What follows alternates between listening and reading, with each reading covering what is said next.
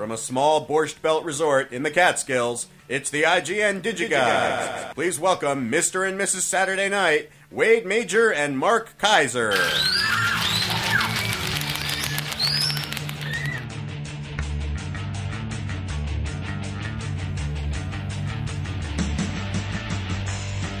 Corey, who sent in that Billy Crystal reference post-Oscars? That was brought to you by Lorenzo Raffa, who apparently was the only one who saw Mr. Saturday Night. I don't agree with that. I like that movie. I did too. It was a nice tribute to a style of comedy that we haven't seen since last night. Yeah, exactly. It was. It was good. It was good. You know, it seemed like a very. I think ultimately the Oscar show last night seemed like almost like a stopgap. Because they were in a panic. They had to replace Brett Ratner. They had to replace Eddie Murphy. So let's just do the simple save. Billy's waiting by the phone. You know what? Truly, it was the most enjoyable Oscar cast I've ever seen. I can't believe you said that. It is. Which one was better? Oh, I don't know. One of the ones with Bob Hope or Johnny Carson. What I'm saying is that here's the thing. This is what I'll say. The first minute of Billy's montage where he inserts himself into the film. Yeah. First minute. Very funny. Yes. I'm on board. I'm like, oh, it's nice to having him back. Yeah. The second minute of that montage, I got lost. With Tom Cruise. He's on the Tintin film strip, and it starts to lose me. Yeah. And I think that that warm, comfortable, fuzzy feeling of having Billy back was mitigated by the fact that the material was not that funny. There was no Bruce Vilanch. Thank goodness. It was missing some zing. And Billy's I think Billy. The thing with Billy is that the one thing he did a little more of that he usually doesn't do is he would deliver a joke, he would get the laugh, and then he would wait that extra couple of beats as he smiled as if to say, oh, boy, wasn't that funny or whatever. Yeah. And I didn't need those extra couple of beats. I wanted him to move it along. You know, here's what I loved about the show. First of all, it wasn't that long. It wasn't. It was like a little over 3 hours. And I did an interesting count. They got 9 awards out of the way in the first hour. They got 8 out of the way in the second hour. And then they got 6 out of the way in the last hour, and then the Best Picture trickled over. But they did a really good job of getting a pile of awards out of the way very quickly, and then almost as many, and then a little less, and that's the right pace for the show. I thought that was good. I love the banter. Usually I hate the banter. I love the banter. The whole thing with Emma Stone. When she's doing her little, come on, that was hysterical. It was great. I guess the Ben Stiller playing the straight man for a change was terrific. I mean, the Robert Downey Jr. and Gwyneth Paltrow bit, terrific. The Bridesmaids, hysterical. All the short jokes. I did not see that. I had to work. I work at a major entertainment cable network, and I had to work that night. And then 2 of the bridesmaids were getting ready to announce. There was a drinking shots game moment. They're getting ready to announce another one of the shorts. They had all the bridesmaids actresses up there, and then they split off, and they did a bunch of different shorts, and there were all kinds of sexual jokes about shorts. You know, I like them big, I like them long, well, the short is better, all that kind of stuff. And then they were getting ready with Melissa McCarthy and the English chick, what's her name? Rose Byrne. They were getting ready to announce one, and at least I think it was the 2 of them. Anyway, and someone in the audience yells out, Scorsese! And they go, Scorsese! And they pull out their little shooters, and they took a shot. It's funny stuff. It is funny stuff, and I do love that movie. The last thing we'll say at least I'll say about the Oscars is that since the Academy smartly they don't want to make the show into the MTV Movie Awards. No. The Oscars will always be pretty much this. Look, it's various shades of this. It's 24 categories where you have to have presenters and acceptance speeches. You have to have in memoriam. You've got to have the president of the Academy come out and do a little spiel. You've got to have, you know what I mean? There's a checklist of things that every single Oscar show must have. And within those incredibly constipating confines, you have a little tiny bit of flexibility to make it special and good and entertaining and witty. That's all. Which is mainly the host. That's it. And any surprises. There you go. Any crazy, Jack Palance doing his sit-ups. And, people who rip on the Oscar cast, they need to understand there's not an awful lot of flexibility there to create a great show in the planning stage. The spontaneous stuff, the unexpected stuff, but you don't know who the winners are going to be. I mean, you have to do the best that you can, not knowing what the unscripted stuff is going to be. So, I mean, I really have very little patience for these people who just rip on awards shows. Oh, it's long and boring. You know what? Honestly, watch American Idol. If you hate awards shows so much. They are what they are, and people who watch them, they know what they're getting into. So, I mean, there it is. Here's my spiel. I'm actually a bit tired of the whole Oscar. You know what it is? It's that Oscar bashing thing of where like everybody feels entitled, everybody feels like they're smart, everybody feels like they're on the internet. So where snarkiness is mistaken for intellect. I got 19. Like, what? I got 19. You got 19 what? I nailed 19 categories. That's exciting. But I was happy that I didn't nail 2. I was happy undefeated 1. I didn't expect it to. I know. It's good news. It's great news. Great news. I mean, what it meant was that people didn't sort of fall into the trap of going, oh my gosh, I spent 16 years making, getting these guys liberated. Well, good for them, but the movie wasn't that great. So they gave it to the movie that was a movie. It was moving. It was powerful. I mean, undefeated, man. Yep. And you know what? When Thomas Langeman put all like 3 foot 2 inches of himself up there in front of the microphone to accept Best Picture, and he named Claude Berry, for crying out loud. He did a shout out to Claude Berry. How great is that? That's cool. That was awesome. I love that. French Knight, Jean Dujardin, OSS 117 has won an Oscar. I never thought I would freaking see the day. I honestly, I've been a year and a half ago. I was telling myself someday he could be a Hollywood star. Can you imagine the guy who was doing all those unbelievably hilarious anti-Semitic jokes in OSS 2? Which, by the way, that's what I threw on right after the Oscars. That's what I threw on right after the Oscars. I was like, you know what? I got to watch OSS, the second one. If you guys don't rent the first 2 OSS films, I mean, it's starring Dujardin. He's the star, and it's directed by Hazanavicius. Those are the only 2 films that Hazanavicius has done prior to this. Yes, they are so unbelievably funny, and you know what? It's so funny that it's subtitled. And it's hilarious. Subtitled comedy? Best Picture and Best Director went to the guy yesterday who has done nothing but OSS 117 movies. I just can't wrap myself around that still. It's like my dream come true. Imagine a movie that is so funny that even subtitled in French, I was on the floor laughing. It's hysterical. It's so funny. And people can't hit anything with a gun in that movie. All right. You know what? Are those on Blu-ray? They are in France. Oh. Yeah. Can I say something? One more thing about the Oscars. Yes. And then we'll move on. Yes. To Harold and Kumar. Yes. Because I know you can't wait to hear about among that. other things. Angelina Jolie. Yeah. I would like to say that finally. Eat something? Yes. Well, there's that. But finally, I have been validated. Yes. Because for years I've been saying that Angelina Jolie is not attractive. She's scary and she's bone thin. And she looks like she's just going to eat you alive, and I don't mean that in the way that you're thinking. She looks like this Black Widow who will just bite your head off. She's just a scary, scary, ugly, thin, bony woman. And finally, thanks to that dress with the slit and the leg and the whole thing, I have been vindicated. That was actually funny, the bit with the writers. When Alexander Payne went up with the other 2 guys. Did not see that. Oh, you didn't? You know how she got up there and she kind of stuck her knee through the slit in the dress? She posed with her knee. Oh, I heard about this. And then as Alexander Payne went up with the other 2 guys, they stood behind him and they did the pose with the knee. Yeah. Right behind him. It was hysterical. That was really funny. See, great moments like that. It was a good show. It was a damn good show. And no embarrassment. There was no moment where you just went, oh, Rob Lowe dancing with Snow White. But I like embarrassment. All right. You know what? One of the movies that was a big triumph last night, 10 awards, as everyone knows, 10 awards to 2 films, and everything else pretty much got 1 award. A lot of spread the wealth, though. There's like 14 movies or something that all walked away with something. But I can't believe Hugo won 5 Oscars. But Hugo won 5, all in technical categories, and then the artist got the 5, much more significant awards. But that's 10 awards out of 24 to movies that pay homage to the silent era. I mean, let's be honest.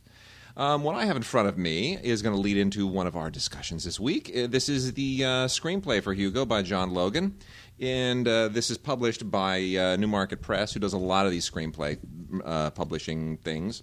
And it, of course, is, they make it look like the screenplay. I think this stuff is always substantially reformatted to look really good in book form, but it is the actual, it is actual screenplay format and Courier font and scene numbers and all that stuff, which I think published screenplays always should be. And it's quite a nice read. It's got a lot of other little doodads on here. There's a little some kind of behind-the-scenes stuff here, production notes, and a few photographs. But otherwise, these Newmarket releases are always quite good. I'm not a huge fan of Hugo. I know you are.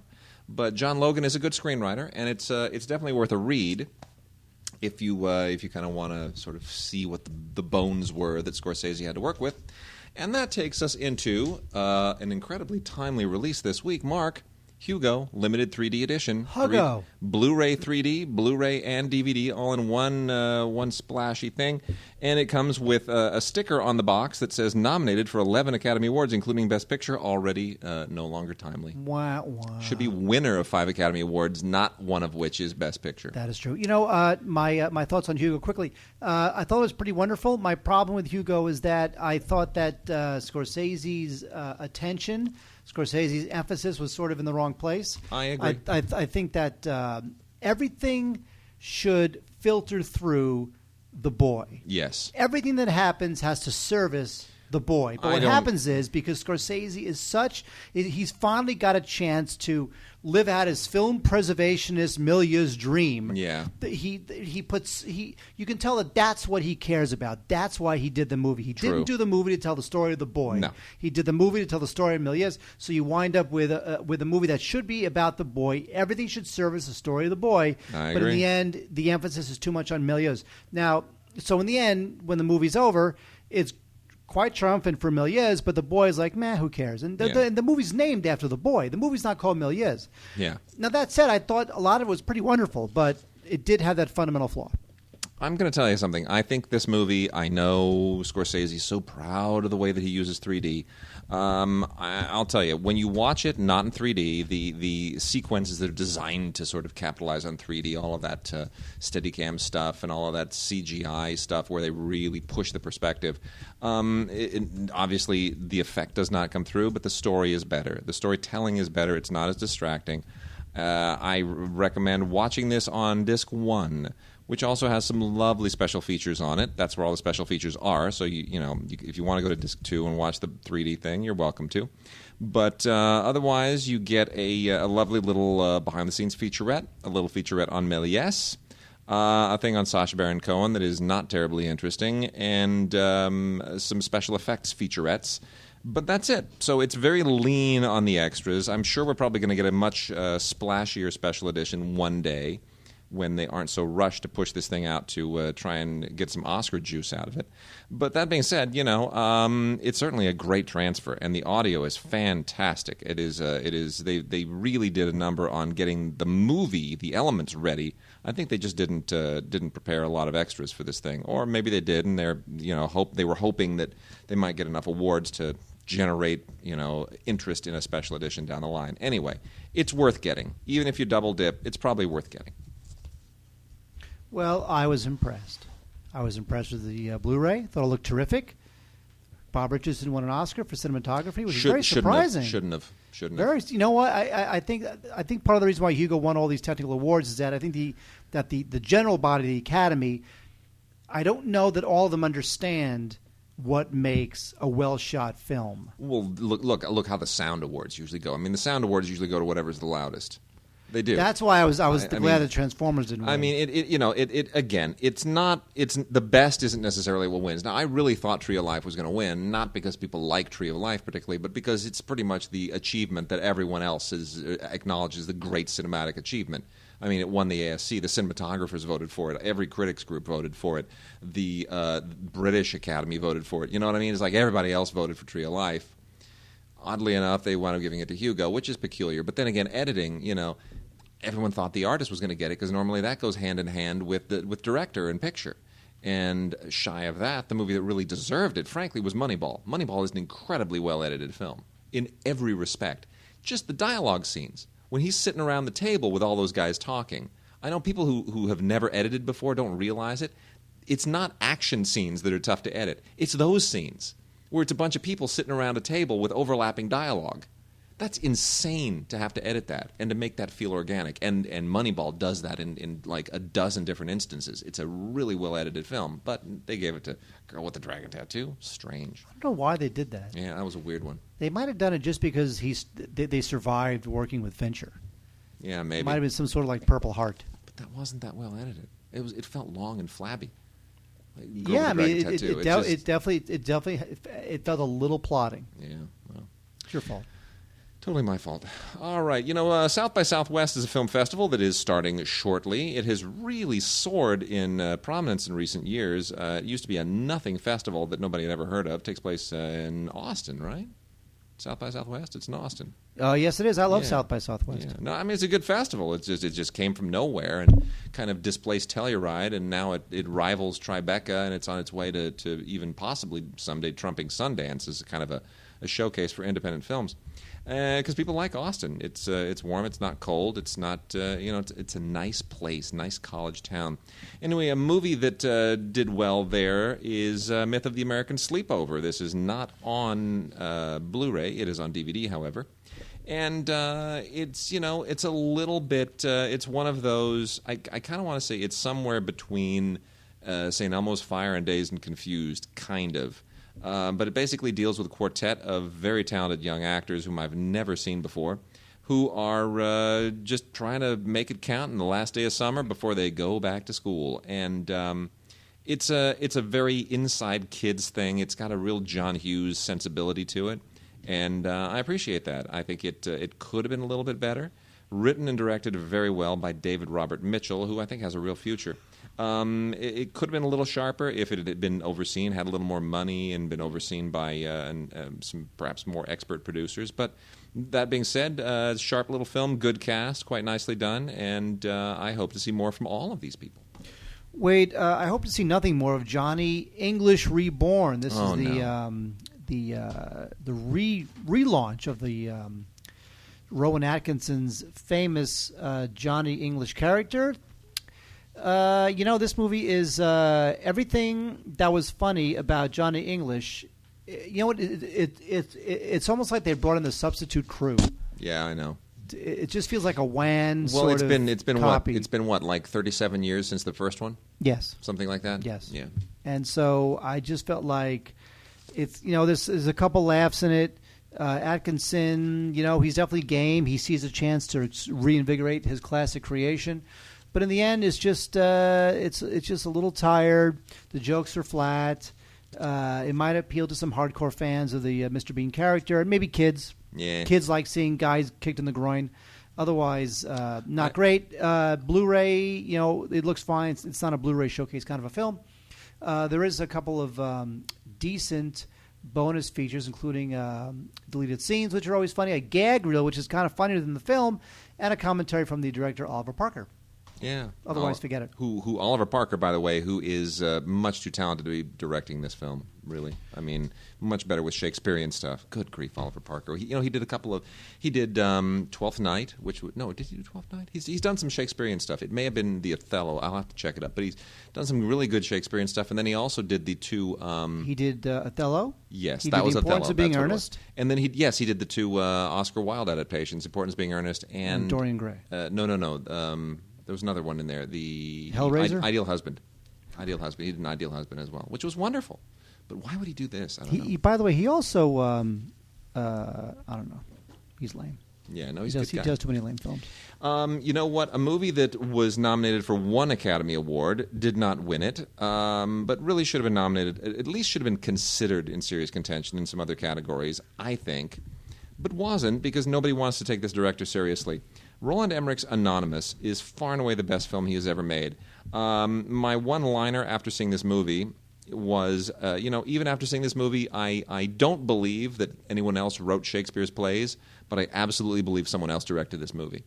I would never have imagined Roland Emmerich had this in him because he's made he's gone so increasingly into the swamp of just relentless exploitation, hyper CGI, crap action, summer blockbuster junk. Especially when he did, what was the 10 million BC something, whatever that was. That was so dreadful. I love that movie. It was so awful. It's just gotten progressively sillier and sillier. And like he knows, all anyone expects of him is just to destroy the world with a lot of his special effects. And then he turns around and he makes this movie Anonymous, which is a rather sensationalized and completely ridiculous dramatization of the idea that Shakespeare didn't really write his plays, but someone else did, someone of royal blood, and we won't say who that is, but it is a legitimate theory. It's been largely debunked, but a lot of people still kind of enjoy bandying it around as the same way that everybody loves conspiracy theories. And Rhys Ifans plays that character, and I thought he was magnificent. Now, forget for a second about all of this, whether or not Shakespeare wrote the plays. Of course he did. That's really not in dispute. But what's interesting is that as an alternate reality, this is an interesting film because it's about a guy who loves his art so much he's willing to let someone else take the credit for it. And that's a beautiful thing. And for that reason, I think the film works. So if you can get past the fact that it's a ludicrous premise, it's actually really good. And the commentary with John Orloff, who wrote it, and Roland Emmerich is great. It's terrific. Roland Emmerich is a great talker, and Orloff is very well versed in all this stuff. And it's a really fun commentary. It has some deleted scenes, a thing on Shakespeare, and then a bunch of Blu-ray exclusives, which include things on some of the special effects and alternate and extended scenes, and it's nothing really dazzling. The commentary is really the thing, and what a great looking Blu-ray, just beautiful. Sony, you nailed it here. It's beautiful. The sound is great. The score is terrific. Photography's excellent, and those Oscar-nominated costumes, terrific. Can I tell you why no one saw this film? It wasn't marketed. The title. Anonymous. Yeah. It's the title is ironically anonymous, and you know what? It's true. And it's you a good know point. what? It's not even. It's a bland title. And it doesn't even really explain the film because the film doesn't say that Shakespeare's plays were anonymous. There's a theory that this guy wrote it. Yes. Instead of this guy. There's nothing anonymous about it. You're right. It's a bland title and it's not accurate. You're right. It is bizarre. I agree. Wade, there's a reason why Billy Crystal hosted the Oscars yesterday. Yes. There's two words, Wade. Read those two words. This is the reason. Tower Heist. That is right. Yep, the movie that brought down the producer and host of the Oscars. Tower Heist is another Brett Ratner piece of crap. Gosh, this movie's awful. I know. It stars Ben Stiller and Eddie Murphy and Matthew Broderick and a bunch of other people like that. They play a bunch of guys who get revenge on a Wall Street swindler played by Alan Alda. And, it's one of those films that if somebody else had directed it and cared more, it would be funny and there'd be some social commentary to it because it's very Bernie Madoff-y. But they didn't rehearse. You know why? Why? Because Ratner says that rehearsals, the line. That's right. It's the line that got him basically canned. Yes. What an idiot. And the movie is just it's labored, and it's nice seeing Eddie Murphy back doing like that Eddie Murphy thing, but it's in the service of us. It's a terrible of movie. A script that is it's just really not great, and I don't think that Ratner is a good director of action. He's not a good director of anything. He isn't. Remember, I've been on the set. I've witnessed firsthand how he directs, and it's the least impressive thing you can imagine. I mean, it's like you just grab a homeless guy off the street and put him in the director's chair. He'll do the same things. Well, there was you can't direct when you're juggling 5 cell phones between takes. It's absurd. Well, there was a story about how Brett Ratner directed the X-Men film, the third one? The third one, X-Men United or whatever it is. And there's a story told by someone who we both know about how when Ratner was hired to direct that film, he was so over his head that he called Bryan Singer. And he said, "How do I do this movie? I have no idea what I'm doing. Help me." That's how over his head Brett Ratner was directing X-Men. Oh gosh. Anyway, all right. Anyway, so Tower Heist, it's got a bunch of special features, including 2 alternate endings, a gag reel which is funny only because it's Ben Stiller and Eddie Murphy. But the movie's not great. I can see a lot of people renting this. Like it's a total Redbox film. Yeah, it's a total Redbox film, and you're going to fast forward through most of it. You're not going to spend any time on it at all. Another film I'm sad to say that is just, I wanted so much more out of this, and it was such a disappointment. J. Edgar, which is Jedgar? Jedgar. J. Edgar, which is an attempt at making a very legitimate Oscar bait biopic by Clint Eastwood, starring Leonardo DiCaprio. It simply does not work in any way, shape, or form at all. And I have to say, the problem is the screenplay by Dustin Lance Black, who won an Oscar, somewhat undeservedly, I think, for Milk. I think they assume that because he did a decent biopic with Milk, that he's now the go-to biopic guy, which he certainly is not. Dustin Lance Black, of course, has a lot personally invested in telling the story of Harvey Milk. He's a gay man. Milk is a gay icon. I think there's a certain emotional connection there. I don't know that J. Edgar Hoover is a gay icon. Whether or not he was gay, we certainly think he was. Certainly was appears to have been a cross-dresser. The question of whether or not he and his right-hand man played by Armie Hammer in this film, had a gay relationship or at least a platonic affection for each other, is certainly plumbed in the film. But I don't know many gay people who go, "Oh, that J. Edgar Hoover, he's our guy." He's dreamy. But like he's he really championed gay rights. He's our guy. Hardly. We look up to. I mean, look. J. Edgar Hoover is as close as this nation ever got to kind of a shadow president. And this is a guy who survived a lot of different presidents, used his power in some scary ways, and the film explores that. But unfortunately, the screenplay is very pedestrian. It's very by the numbers. DiCaprio is terribly miscast, and in all the sequences where the whole thing has that frame story where he's dictating his memoirs. Oh, come on! I don't like I don't. It's you know what? I'm awful. so over frame stories. I'm so over them too. And It's by a the way, cheat. It's a cheat. It's a cheap way of piecing together fragmented elements of a life without actually having to find some steady through line. I would like to make an argument that Clint Eastwood has lost it, and you know He what? seems to. God love him. I'm not. I would never say anything Yeah. bad about Clint Eastwood because he'll come and beat me up. Yeah. But you get this film, and you get the other film, the Afterlife film, whatever that was called. I forgot. Yeah, which I liked, but You liked that film. And I then just thought that was the terrible. rugby thing with the And then the rugby no. thing. I think he's become very soft and earnest in his Yes. old age. Yes. Almost as if he's got things to But say. just in He's the got pa- to get them out. Just in the past 3 years, because he was really on a roll right before that. You know, he with Iwo Jima, that was a solid film. Changeling was a solid film. You really do, I thought Changeling was really good. I thought it was Interesting. really good. I love the idea of the story, but I don't know that I love the film that much. Anyway, this has Ultraviolet on it, we should point out. We're not yet totally on board with Ultraviolet. We should point out Ultraviolet is racking up millions of subscribers. I'm not sure that a lot of people are using Ultraviolet. Let me just put it that way. I think a lot of people have been buying discs that have Ultraviolet on them, and they're just like, oh, hey, why not? So they sign up for it.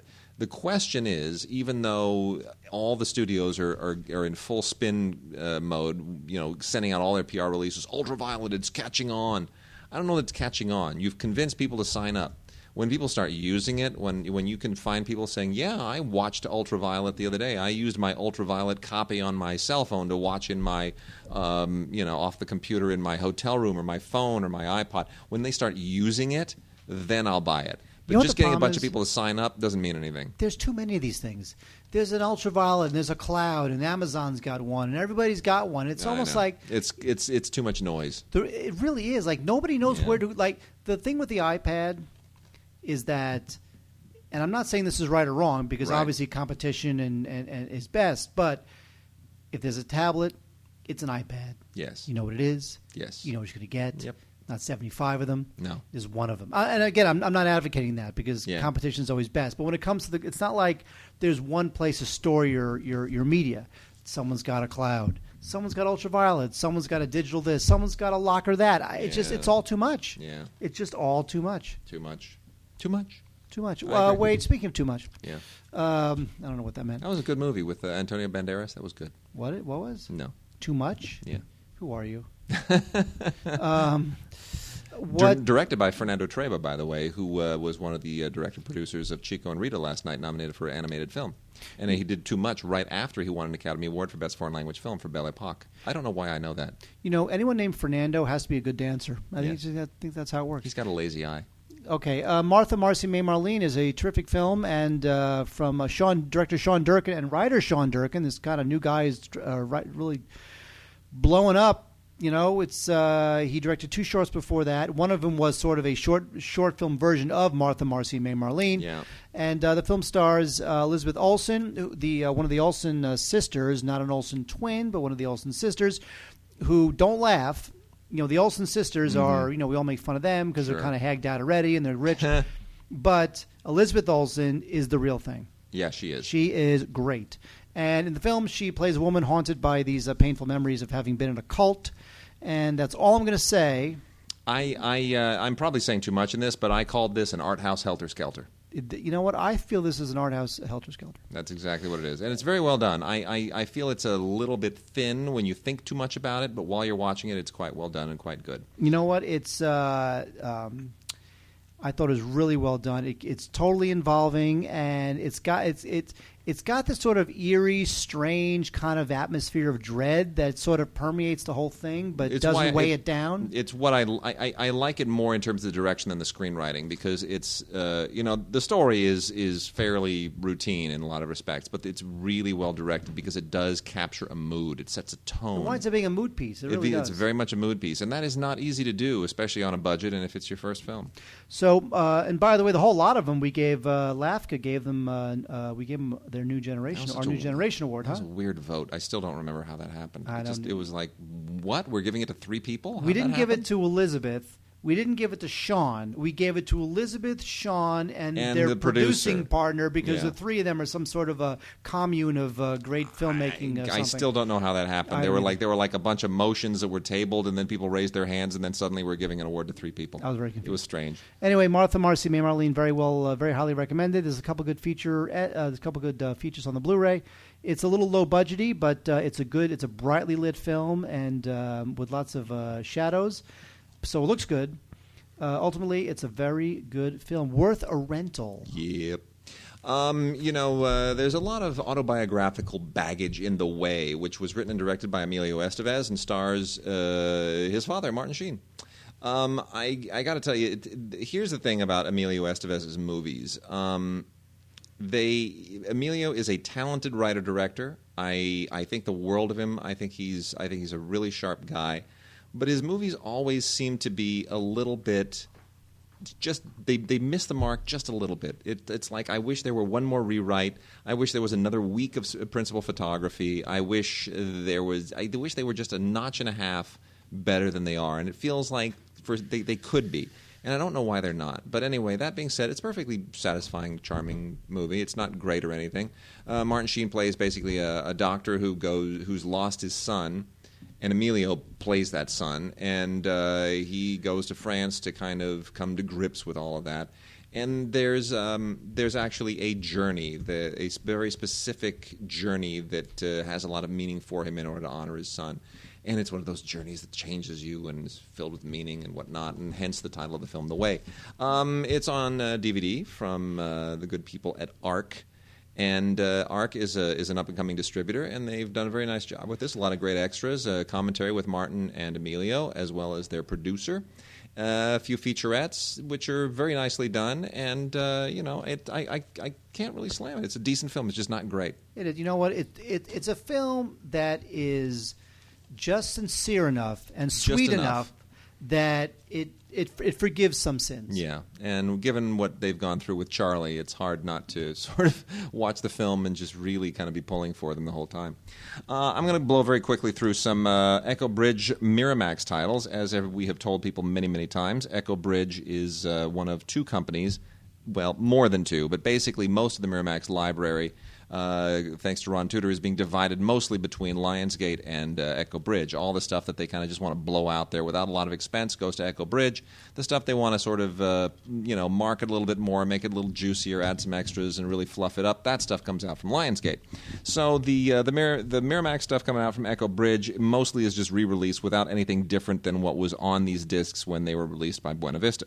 So here's what we got. We got Celebrity from a new Oscar winner, Woody Allen. By the way, Woody Allen and Meryl Streep, didn't it feel like it was 1977 again? I love it. Wasn't that weird? I was very happy for Woody. I thought he didn't have a chance. I agree. Oh, no, I called that one. Really? Oh, yeah. Absolutely. I totally called that one. Wow. Meryl Streep I didn't call. Anyway, this is Celebrity, one of Woody's last black and white films. He puts a surrogate self in a lot of his movies lately, and Owen Wilson was his surrogate self in Midnight in Paris. Here it's Kenneth Branagh, who was also an Oscar nominee last night. This was actually a much maligned film, and we talked about how horrible Leonardo DiCaprio was earlier in J. Edgar. You know what? He's pretty terrific here. And when he's the star who takes Kenneth Branagh out on... Kenneth Branagh plays a journalist on this just crazy, high-strung celebrity outing. It is great stuff. There's a lot of really good stuff in this film, a lot of very bitter stuff. And I'm glad it's out again. Rogue Trader is a movie that never actually made it to theaters, but it should be seen. I don't know why it didn't make it to theaters. This is the true story of Nick Leeson, who was a futures trader who pretty much brought down Barings Bank, if you remember that. This is, we talk about all, Lehman Brothers and the stuff that happened just a few years ago.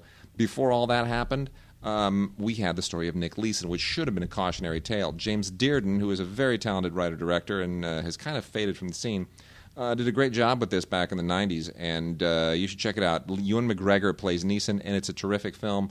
Also because it's just, I got to tell you, Mark, I'm a sucker for Anna Friel. I admit it, sucker for Anna Friel. Buffalo Soldiers, starring Joaquin Phoenix, Ed Harris, Scott Glenn, and Anna Paquin, who we were just watching earlier. We watched her little Oscar acceptance moment she was for so the piano. tiny. This was directed by Gregor Jordan. Not a great film, but if you want to kind of see these guys when they were a lot younger, that's out there too. Holy Smoke is a film that I do not have a great deal of fondness for, even though I love Jane Campion. Once Harvey Keitel puts on the stockings, it gets really weird. This is Jane Campion in totally non-commercial mode, just wasting all of her capital from the piano. Pinocchio is Roberto Benigni wasting all of his capital from Life is Beautiful. This is just a catastrophe, and I don't know what they were thinking, but anyway, that's out there again. As is our last film, Hoax, a decent performance from Richard Gere in a so-so movie directed by Lasse Hallström, who hopefully will get his career back on track again soon. But this film is, it's okay. Gere is very convincing as the pivotal con man. It's a true story, but I think the rest of the movie just feels a little bit hasty. But nonetheless, that's beside the point. All these films, once again, out on DVD, decent transfers, Echo Bridge, very affordable.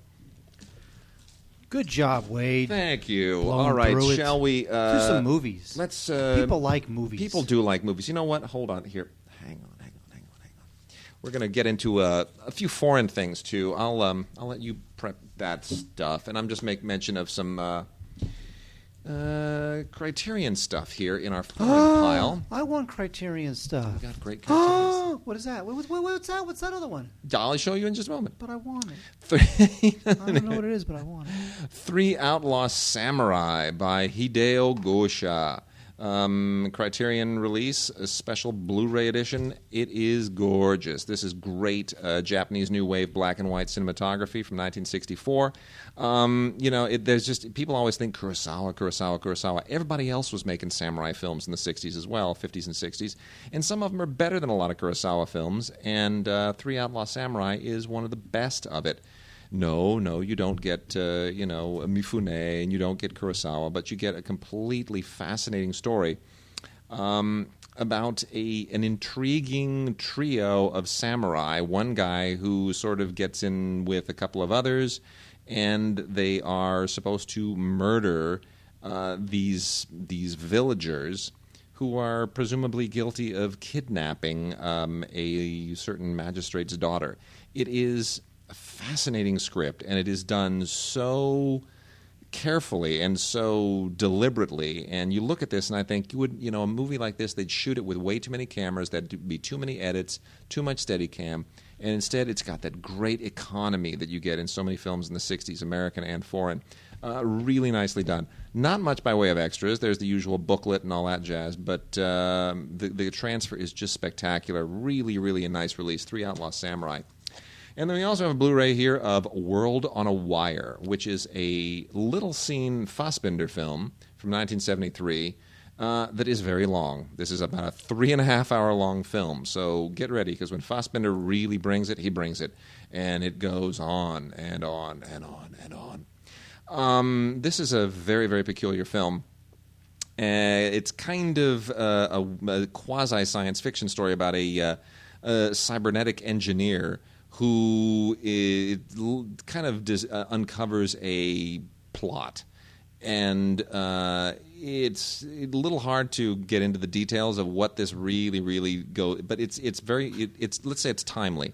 In this time now where everybody suspects, corporate abuse here and corporate abuse there and corruption here and there, this was kind of a futuristic, prophetic film, and has a lot of interesting extras on it, including a thing called World on a Wire, looking ahead to today, which is this hour-long documentary by Julian Lorenz about basically just about the film. And then there's a great interview with a German film scholar, and a few other little tidbits that are really, really nice. So if you're a Fassbinder film, you'll love it. But remember, 3.5 hours long, great transfer, gorgeous, gorgeous color, but wow, is it long. Wait, another movie that's long is Nijinsky. Now, Nijinsky was directed by Herbert Ross, who directed The Turning Point. He was a former choreographer. Yes, he was a choreographer for Funny Lady. But what's very strange... When he directed Funny Lady, choreographer for Funny Girl, and then he went on and graduated to direct Funny Lady. That's what it was, yeah. But the weird thing about Nijinsky, which of course is about the famous Russian ballet dancer who was married to a woman but in love with a man, and Nijinsky wound up just descending into madness over the course of his life, which really happened, and of course the film. By the way, Jeremy Irons makes his film debut here. But the weird thing is that the way Herbert Ross directs the ballet stuff, I thought was really not great, because he winds up, he doesn't shoot the ballet, or much of the ballet stuff, he doesn't really shoot it full body. He really only shoots it waist up. So so in the ballet scenes, you miss, the dancers' legs as they're gliding along the stage, and that's part of the beauty of ballet, which I barely like as it is, but at least I like that part. And you really don't get that in a lot of the ballet scenes, which is kind of really disappointing. But anyway, so the movie is it was popular for the time. I kind of found it a bit tedious, but you know what? If you like ballet, and really, who doesn't? I can like some ballet. You don't like ballet? Well, sometimes. I like dancing ballet. What are you talking about? I sometimes will, well, I don't want to get into it. It's kind of I private. would I'll stop that. I would go with The Turning Point. It's a better film. It's a more modern film. Ross, it was an Oscar catastrophe. It was nominated for like 11 or 12. 12, I think it was nominated for 12 Oscars, and it didn't win a single one. Didn't win jack. Not one of them. That's right. But, Alan Bates is in it, and we love Alan Bates. He's super cool. Again, Jeremy Irons makes his movie debut in it. And George de la Peña plays Nijinsky. He's very good in it. But ultimately, I think this is kind of a flawed film that did get a bunch of attention at the time. I don't know that it's aged very well, but it is Nijinsky. It is on Blu-ray and DVD. And when it comes to extras, you get nothing. Nothing. Jack. Yeah, well. Jack squat. If you like Romanian cinema, and who doesn't? I'm mixed on it. I'm really mixed on it. I stuff like 4 months, 3 weeks, and 2 days. I awesome. love, and then stuff like The Death of Mr. Lazarescu. Awesome. Or no, not so awesome. Awesome. Or Police Adjective. Awesome. Or, phone book. Which is funny because like a book actually takes center stage in the last 20 minutes of that film. Yes, that's as he gets the dictionary. Don't you remember? Do you remember in our voting? I think it was Peter de Bruges that made the joke. At some point, there was a phone book joke in our voting, and it was Peter who made it, where he said maybe you should have read him the phone book or something like that. It got a huge laugh in the room. I don't anyway, know what you're talking about. Tales from the Golden Age, which was scripted by Christian Mungiu, who did 432, 4 months, 3 weeks, and 2 days, is an interesting film. It's almost 2.5 hours long, but this is basically a weird Romanian omnibus film that ties together all of these urban legends and myths about wacky crap and crazy junk that happened during and as a result of the Ceausescu years, the Nicolae Ceausescu, the crazy dictator years of his tyrannical rule, and it's I guess you have to be Romanian to fully appreciate it. I think there's a certain sensibility that we don't necessarily bring, an Eastern European sensibility that you need to sort of get inside this movie completely. That said, I think about 65% of it is thoroughly enjoyable and twisted and weird and amusing and provocative all at the same time. It also a little kind of sad and disturbing at times. So it really puts you through a ringer of emotions, but that being said, I still feel like I'm missing about a third of what's really going on. I feel like there's like somewhere I'm just not fully capturing this film. So that being said, Tales from the Golden Age, Romanian urban myths of the 80s, worth checking out. Maybe more of a rental than a buy. Wade, there's a film that's on Blu-ray and DVD from the good people at Olive Films that is more notable for its history than for the quality. It's a movie called The Buccaneer. Now, The Buccaneer is from 1958, and it was supposed to be directed by Cecil B. DeMille, but DeMille was very ill, and he wound up handing the directing reins to his son-in-law, none other than Anthony Quinn. And the only film that Anthony Quinn directed was The Buccaneer. And oh my gosh! It's a film that takes place during the War of 1812, and Andrew Jackson has only a handful of men left to defend New Orleans against the British fleet that is coming. And it sort of revolves around the last buccaneer, this guy Jean Lafitte, who is integral as he decides whether he wants to back the Americans or back the British. And, the film was not very good. I don't know that Cecil B. DeMille would have made it anything had he wound up being healthy enough to direct it. He had originally developed it as a musical, but then changed his mind because Yul Brynner was not into starring in a musical at that time. Of course, Brynner would wind up in The King and I, but for The Buccaneer, he wasn't into doing a musical. But, it looks good. Edith Head did the costumes, so the costumes are great. It's definitely got like a kind of swashbuckling thing going on. It's got a good cast. Yul Brynner, Charles Boyer's in it. Charles Boyer is in it. Claire Bloom, good cast. I just think that this is just a weird little kind of misbegotten-y kind of misfire that is more interesting for its backstory than the actual movie. Groovy. Well, you know what? We also have another couple of films from Olive, from their output deal with Paramount. Worth mentioning, The Mountain, starring Spencer Tracy and Robert Wagner, a very young-looking Robert Wagner, has been on DVD before. It's now out on Blu-ray. And it's a good-looking Blu-ray. I don't think the film was all that well shot to begin with. It's the whole mountain, the whole plane crash, mountain climbing backdrop of it. A lot of this is in studio stuff, and a lot of it is not terribly good location photography. So the Blu-ray tends to sort of accentuate, I think, some of the inadequacies. That being said, if you can sort of handle that, it probably looked that way when it was projected. Eddie Dmytryk, a controversial noir director who wound up becoming a blacklist informant, is directed this, and of course, did a lot of great films, despite whatever people may feel about his politics and his actions. Other great performances in here: E.G. Marshall and Claire Trevor. It's a decent little film. Not the best thing that any of these people have ever done, and it's okay.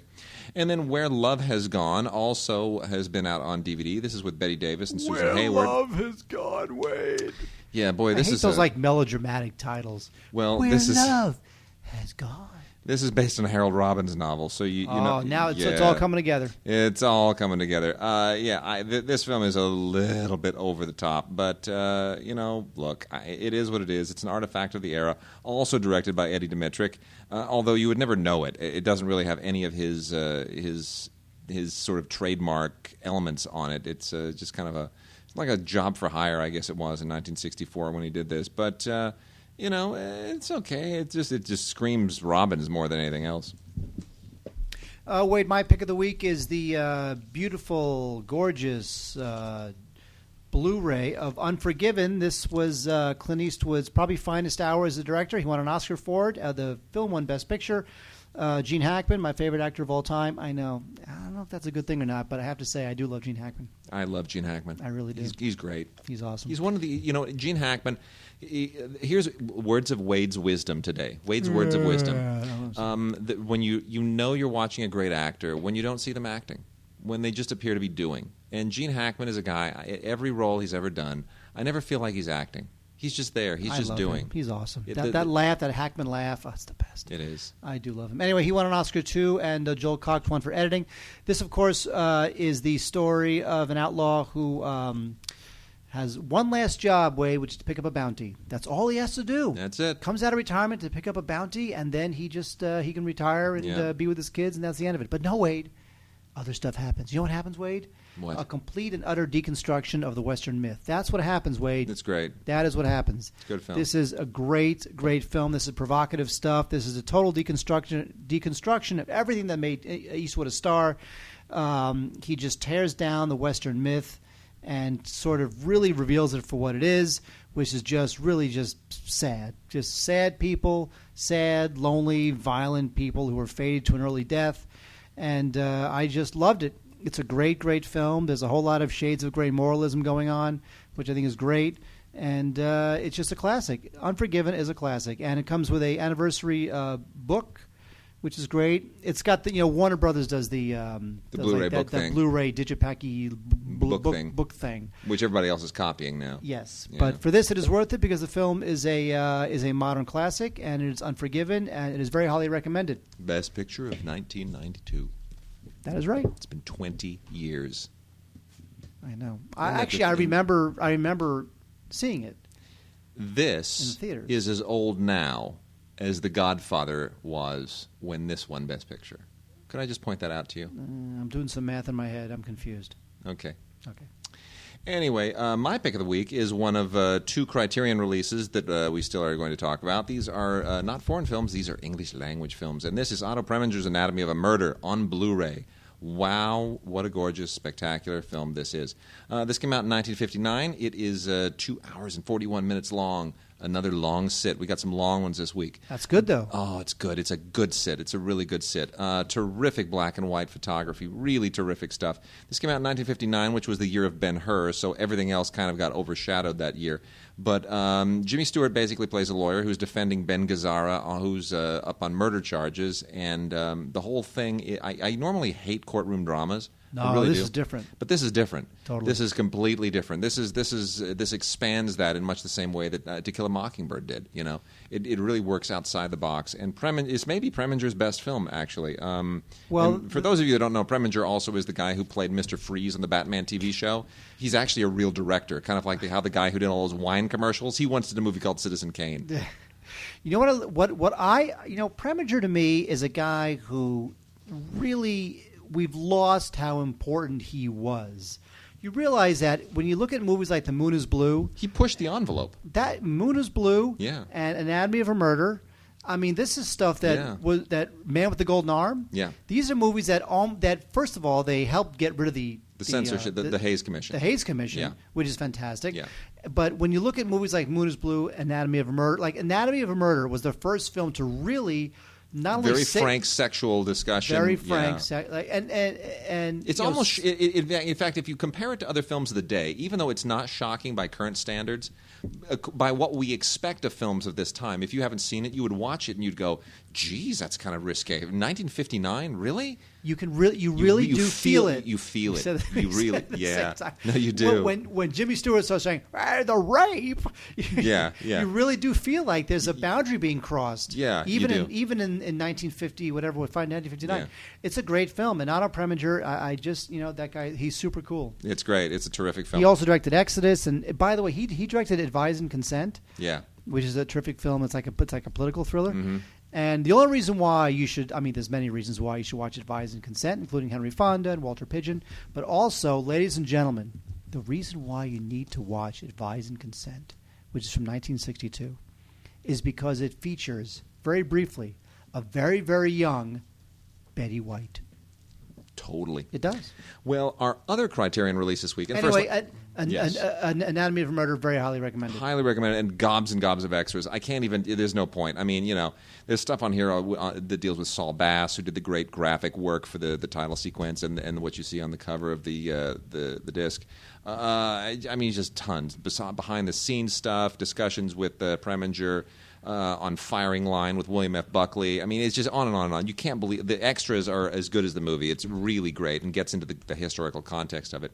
The other Criterion release here we have in the English language is Vanya on 42nd Street, Louis Malle's very unfortunate final film from 1994. I know a lot of people love this. I don't love this.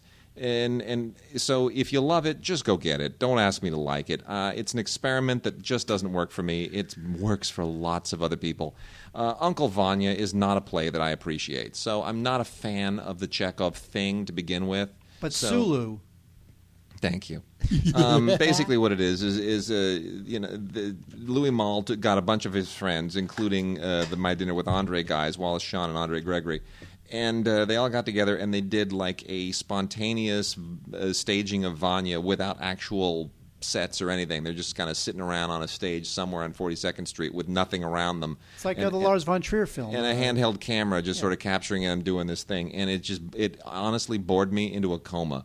I thought it was horrible, and I just don't understand it, but it made all kinds of top 10 lists, and people went crazy, and I felt like it was the Emperor's New Clothes. I don't get it. But nonetheless, here it is. It's got a spectacular Criterion treatment, and it's a nice Blu-ray. It's a very nice Blu-ray. It's not a well-shot film. It's grainy as all can be, but they've preserved that grain on that Blu-ray, and boy, that Blu-ray is going to just... There's enough grain here to feed half of Africa, I'll tell you. Really. It's... you made the grain into a different thing. Wade, a very Harold and Kumar 3D Christmas is available on Blu-ray. Oh, heaven help us all. There's two. There's the Blu-ray /DVD /ultraviolet version, and then there's the 3D Blu-ray /DVD /ultraviolet version. Suffice it to say, you will not be buying either, but you certainly won't be buying the 3D version. This was directed by a guy named Todd Strauss Schulson, and to give you a sense of the types of films that he's done, here are two, Wade.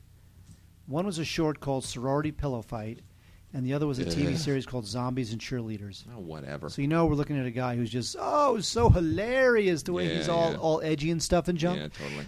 I was sympathetic towards Harold and Kumar Go to Guantanamo Bay, whatever it was called. No. Because I was kind of hoping for some, like a little bit of like maybe not political commentary, but like don't make it like, or just make it stupid in a smart way. Yeah. So I was ready for Guantanamo Bay, but it wound up being just stupid. Yeah.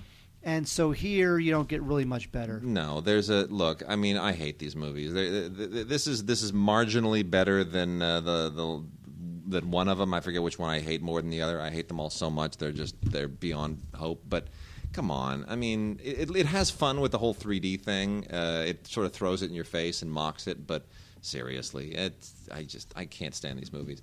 They play off of the old tongue on the frozen pole bit from Christmas Story, except it's not charming here because it's not a tongue.